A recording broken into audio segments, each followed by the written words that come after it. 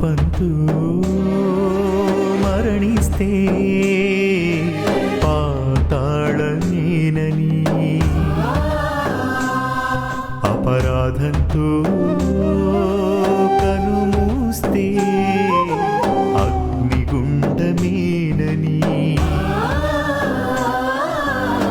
ప్రాణమిచ్చి పాపమంతా కడిగానుగా, వాక్యమిచ్చి హృదయ శుద్ధి చేశానుగా, పరిశుద్ధుడవై పరలోకం చూస్తావని, పరలోకం చేర్చుటకే వచ్చానుగా.